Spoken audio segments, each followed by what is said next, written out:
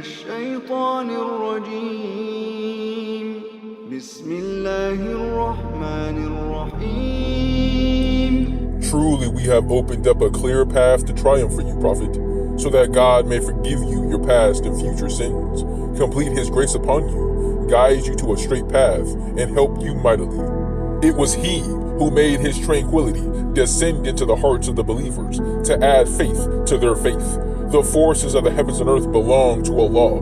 He has the knowledge to decide, so as to admit believing men and women into gardens graced with flowing streams, there to remain, absolving their bad deeds, a great triumph in God's eyes, and to torment the hypocritical and idolatrous men and women who harbor evil thoughts about Allah.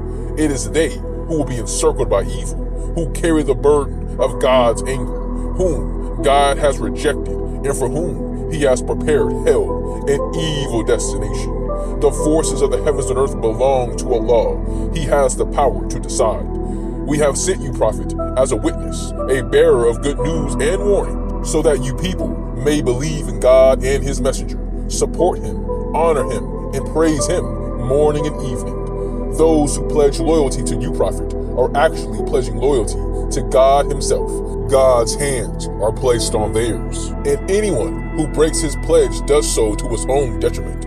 God will have a great reward to the one who fulfills his pledge to him. The desert Arabs who stayed behind will say to you, "We were busy with our property and our families. Ask forgiveness for us." But they say with their tongues what is not in their hearts. Say, whether it is God's will to do you harm or good, who can intervene for you? No, God is fully aware of everything you people do. No, you thought that the messenger and the believers would never return to their families, and this thought warmed your hearts. Your thoughts are evil, for you are corrupt people. We have prepared a blazing fire for those who do not believe in God and his messenger. Control of the heavens and earth belongs to Allah, and he forgives whoever he wills and punishes whoever he wills. God is most forgiving and merciful.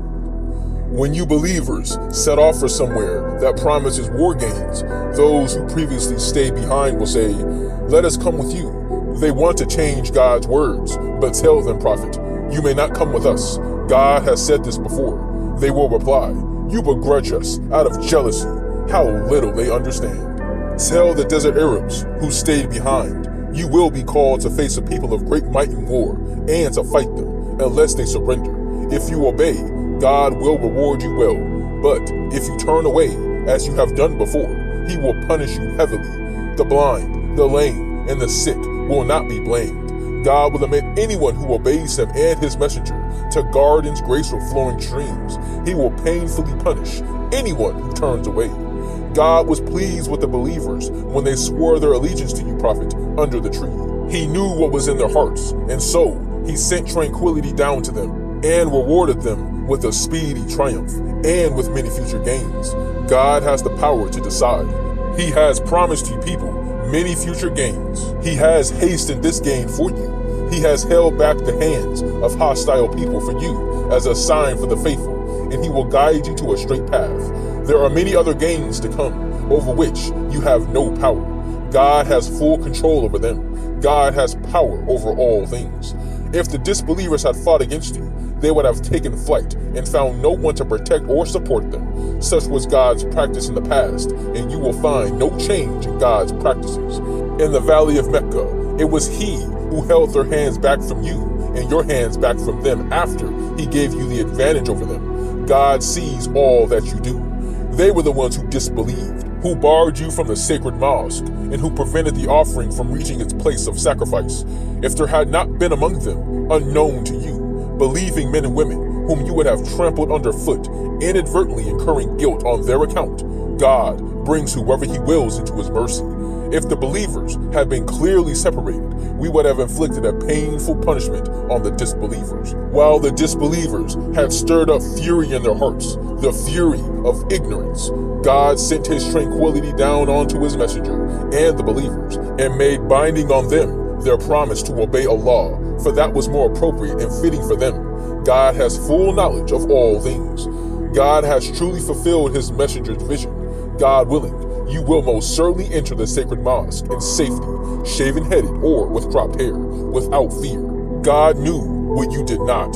He has granted you a near triumph. It was he who sent his messenger with guidance and the religion of truth to show that it is above all other religions.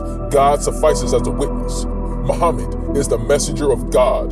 Those with him are firm against the disbelievers and tender towards each other. You see them kneeling and prostrating, seeking God's bounty and his good pleasure. On their faces, they bear the marks of their prostrations. This is how they are pictured in the Torah and the Gospel. Like a seed that puts forth its shoot, becomes strong, grows thick, and rises on its stem to the delight of its sowers. So God infuriates the disbelievers through them. God promises forgiveness and a great reward to those who believe and do righteous deeds.